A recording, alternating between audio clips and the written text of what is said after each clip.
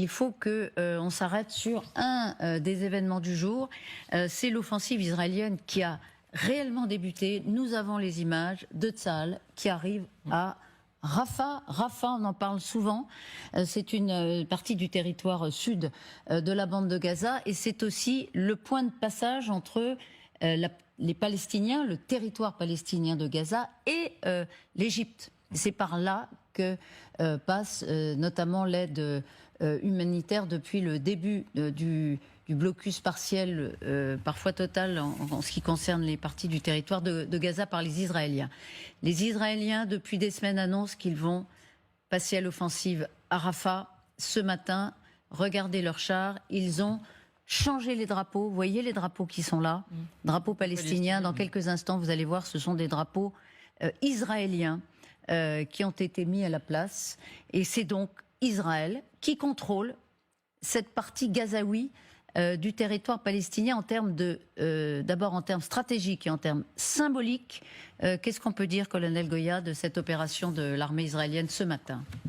Écoutez, cette opération, elle est dans la continuité des précédentes. Je rappelle que le plan, d'un point de vue militaire, l'objectif c'était de détruire l'armée du Hamas, de démanteler cette structure militaire du Hamas, d'éliminer ses chefs et éventuellement d'obtenir, récupérer les otages ou obtenir la libération par la pression.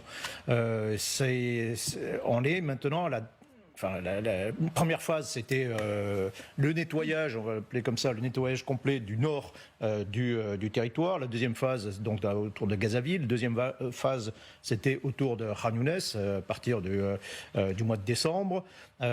Puis le centre du territoire de Gaza.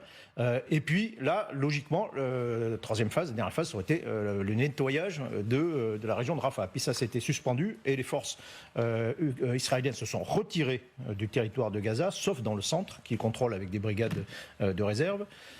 Ce qu'on a constaté, c'est que ça a permis au moins... Alors, il y a peut-être une sorte d'essoufflement aussi militaire. Les Israéliens ont perdu au moins 2400 soldats tués et blessés dans les opérations à Gaza. Donc le noyau dur qui menait ces opérations, ces 8 brigades d'actives plus quelques brigades de réserve, a été ramené à l'arrière, reconstitué. Maintenant, on applique, si vous voulez... a commencé en tout cas cette troisième phase qui consiste à détruire ce qui reste des bataillons constitués du Hamas dans le sud du territoire.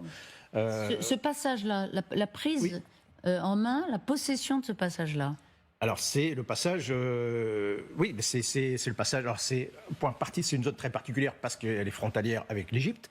Donc vous avez des troupes qui vont arriver, qui vont frôler la frontière égyptienne, ce qui ne plaît que très modérément à la partie égyptienne.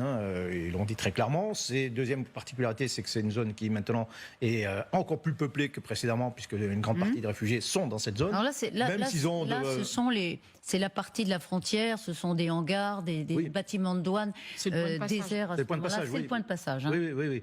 On n'a pas d'autres images sur l'incursion de l'armée. La question maintenant, c'est est-ce que alors cette opération aéroterrestre, elle est commencée.